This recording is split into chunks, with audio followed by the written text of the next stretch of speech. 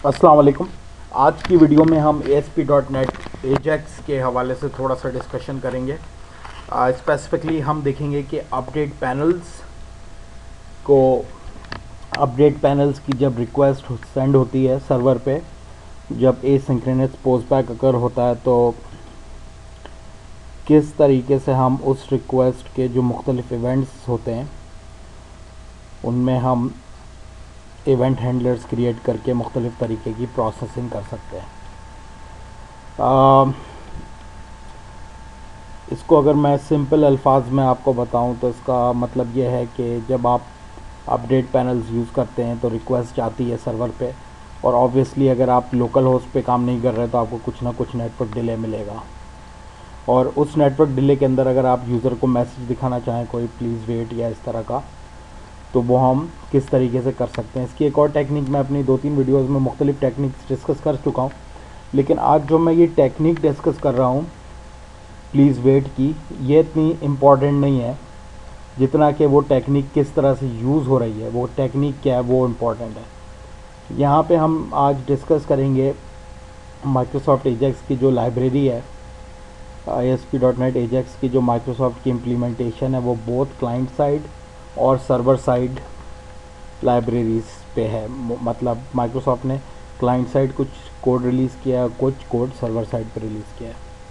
आज हम जो कोड देखने जा रहे हैं वो देखने हैं ASP.NET एजेक्स की क्लाइंट साइड की लाइब्रेरीज़ को स्टडी करेंगे, और उसमें जो हम स्टडी करेंगे क्लाइंट साइड लाइब्रेरीज़ में वो है पेज रिक्वेस्ट मैनेजर की क्लास।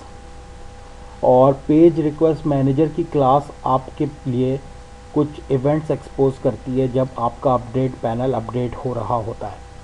तो वैसे तो बिहाइंड द सीन्स आपके लिए अपडेट पैनल हर चीज़ ऑटोमेटिकली हैंडल कर लेता है, लेकिन आज हम पेज रिक्वेस्ट मैनेजर को देखेंगे और देखेंगे कि ये अपडेट पैनल जो मुख्तलिफ इवेंट्स जनरेट करता है उसमें हम उस इवेंट्स के लिए हैंडलर्स किस तरह लिख सकते हैं और उन इवेंट्स को हैंडल कैसे कर सकते हैं।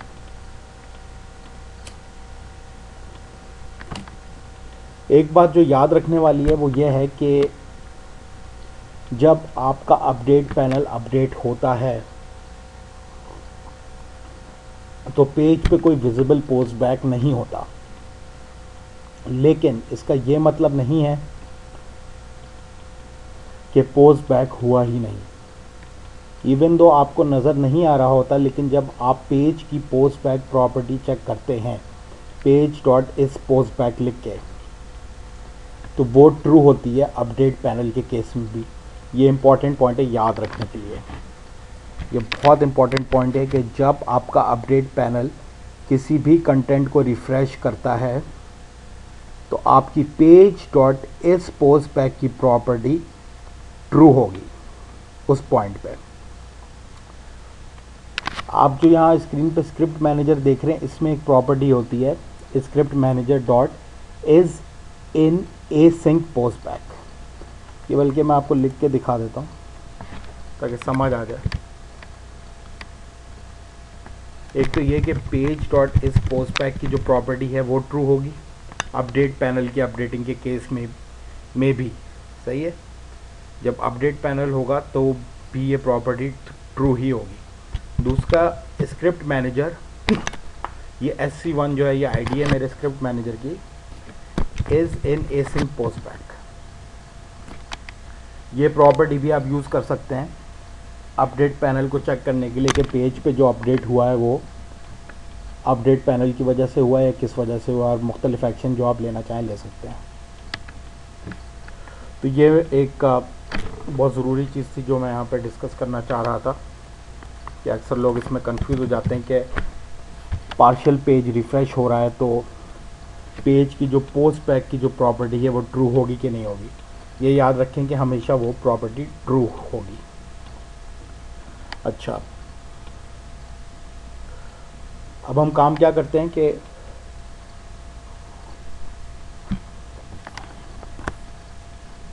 हमें यहाँ पे कुछ एक डेटाबेस चाहिए होगा जिससे हम इंटरेक्ट करेंगे, तो हम करते हैं ऐड न्यू आइटम, एक डेटाबेस बनाते हैं, SQL सर्वर डेटाबेस बनाते हैं। इसका नाम रखते हैं स्टूडेंट्स।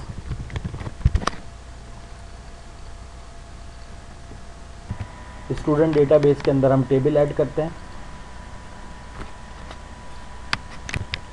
टेबल में हम कॉलम नेम रखते हैं first name, data type N varchar 20 I think is okay, और लास्ट नेम इसको भी एन वार्चार 20 कर,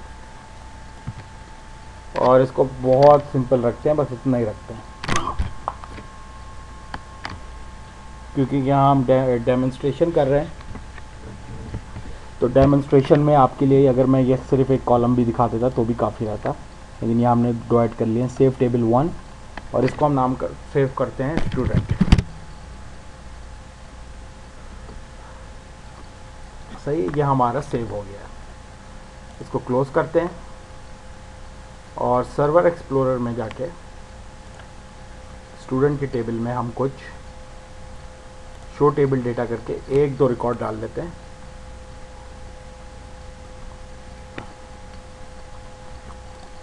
फर्स्ट नेम राफ है, लास्ट नेम अली कर देते हैं।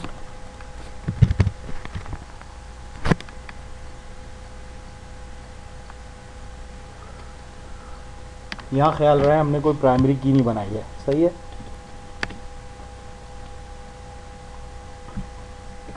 ऐसा होना तो नहीं चाहिए कि प्राइमरी की हम ना बनाएं, लेकिन मेरे जहन से निकल गया प्राइमरी की बनाना, और आईडी ने भी नहीं पूछा कि do you want to assign a primary key, तो इसको खैर अब हम ये रहने देते हैं यूँ ही, लेकिन ये ख्याल रखें कि प्राइमरी की होना ज़रूरी है। दूसरा हम ऐड कर लेते हैं स्टूडेंट, और दो ऐड कर देते हैं, दैट्स इट, क्लोज करते हैं।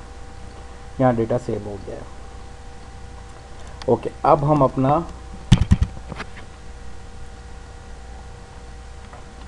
अपडेट पैनल बना देते हैं।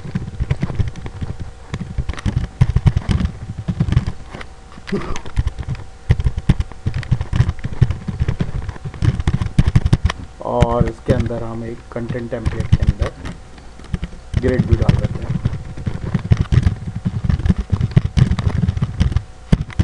सही है जी, ये हमारा कंप्लीट हो गया। और क्योंकि हमें एक बटन कंट्रोल भी मेरे ख्याल डालना पड़ेगा जब हम रिकॉर्ड शो करना चाहेंगे, तो हम अपडेट पैनल के बाहर एक बटन लगा देते हैं।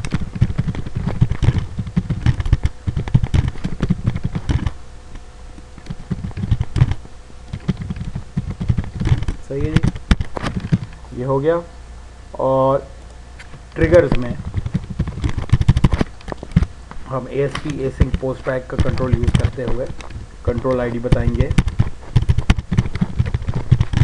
बटन 1, और इवेंट नेम बताएंगे क्लिक।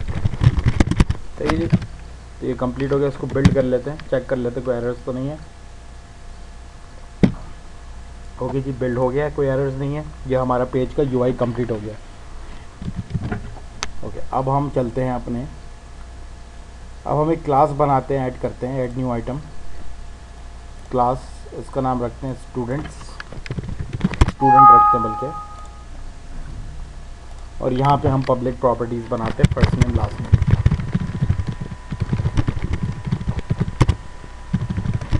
ये जो आप अंडरस्कोर से वेरिएबल देख रहे हैं, ये एक प्राइवेट वेरिएबल होगा जो अभी हम डिक्लेयर करेंगे।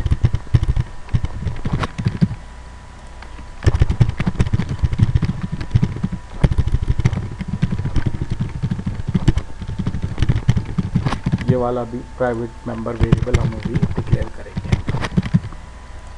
ओके जी, और यहाँ पे हम private first name as string और private last name as string.